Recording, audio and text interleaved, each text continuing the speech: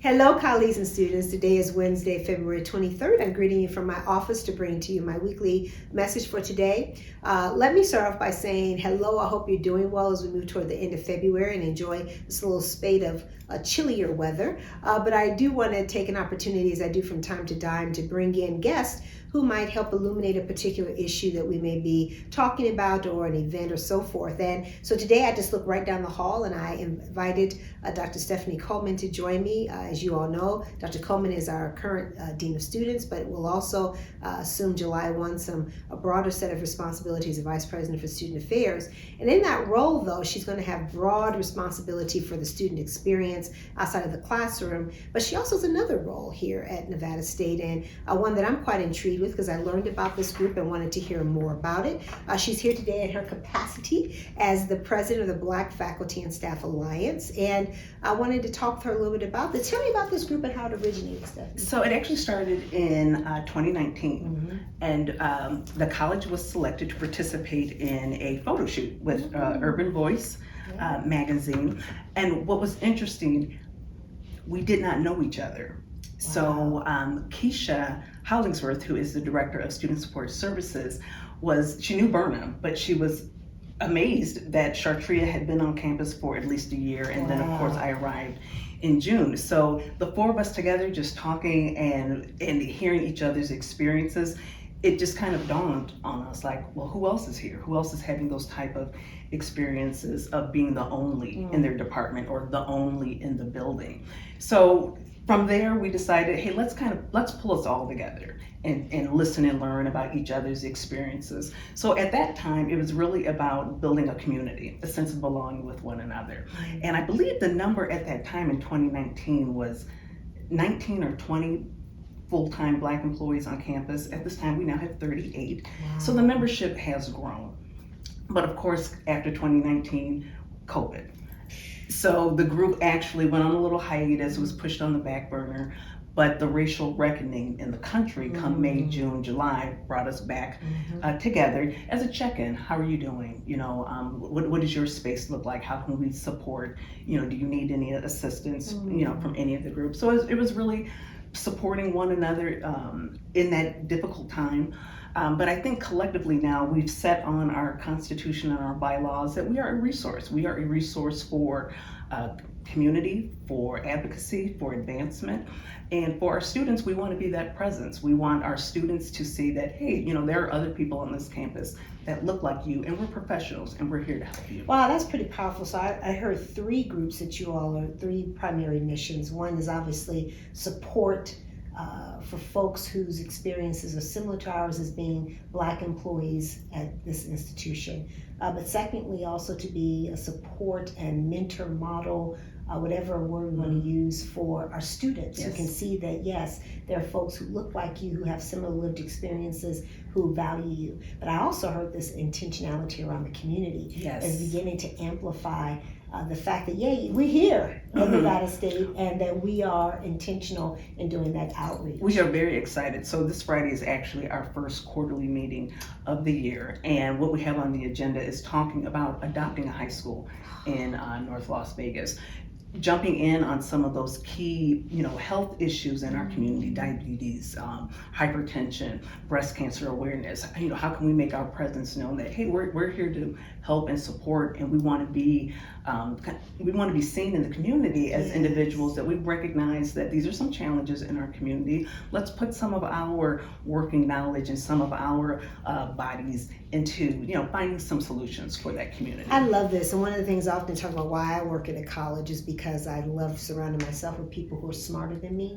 And I think the beautiful part about this is how do we use our intellectual capacity to help serve all of the communities that we serve. So thank you for taking some time to share with me about this. This particular group that I became familiar with has also spawned, I think, an opportunity for us and some of the redesign we're doing of our human resources area. I've shared with Eric my intentionality for him to build into this plan that he is going to be rolling out a series of employee resource groups that we can have within the institution, because I think it's necessary to think about how we support entities, whether it could be caregivers, it could be other ethnic or minority groups, it could be any number of different things that we might come through. So I want to congratulate Stephanie and the group for their leadership in this, but also creating a format or a structure that we might be able to see other employee resource groups that come about, and how we as an institution can support as we think about the transformational experience of our employees, who are our number one asset here at Nevada State. With that, let me go on, and as we start to bring Black History Month to a close here in the near future, just wanted to share as well, there are going to be a series of events happening over the next couple of weeks, a week in particular. Our Harambe event is going to be taking place tomorrow, and some other things. Those of you who follow social media, I've seen a number of different posts that talk about our students, their experiences, our employees, other pieces of information, facts that you should know. So I want to encourage you, again, if you don't follow these spaces, whether it be Nevada State, CEDI, and others, our Black Student Association, be able to follow them on our social media, because they have a great way of amplifying these lived experiences. Some other things that I've been doing and looking forward to this week, I certainly had last week, met with our faculty leadership, Dr. Sam and Dr. Logan, talking about issues and trends as they relate to our faculty. And then I also were able to meet with some of our longtime supporters of Nevada State, some who were at the kitchen table, or at least associated with the kitchen table. John Gibson was a really good opportunity for me to have that conversation as well with his wife, Mary Ann.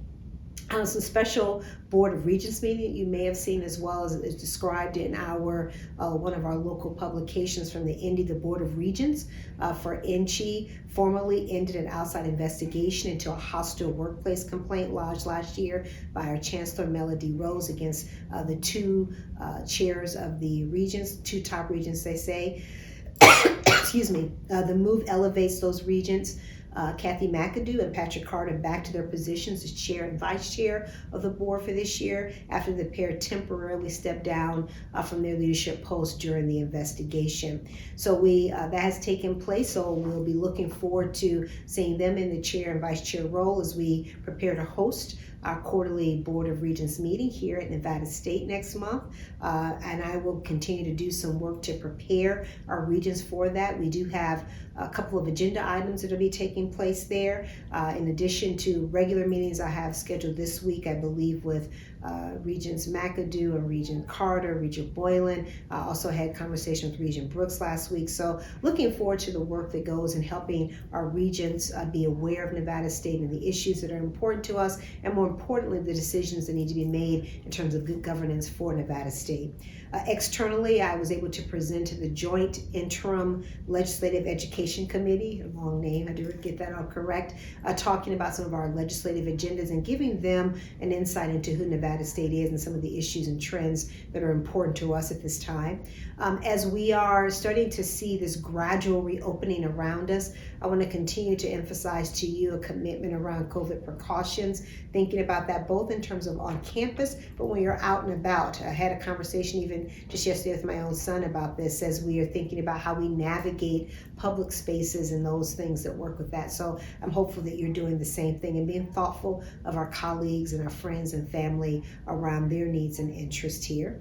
I ask you to continue, as I always do, to think about Scorpion Pride and Scorpion Spirit this week.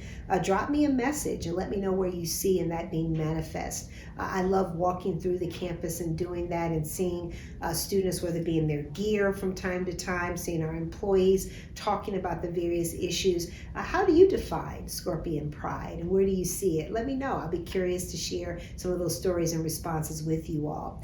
And then finally, I really want to thank you all for the opportunity to receive some of the feedback based on the presentation I offered at the Professional Day events. That was meaningful to know that message resonated. You appreciated some of the historical perspective and a different approach perhaps in how we might talk about Nevada State and the value proposition that we bring to this community. More and more, my job is to, I think, help amplify that and take it into the spaces and places where it needs to be heard. But as I always ask you, I need need you to help me carry the water on that. So as you're thinking about how you talk about Nevada State, how you talk about this profound mission we have, I encourage you to think about, more importantly, the students we have and why we are necessary in this moment as an institution. As always, with a grateful heart, it has been a good opportunity for me to share with you this week, and I look forward to seeing you next week. Until then, take care and be well.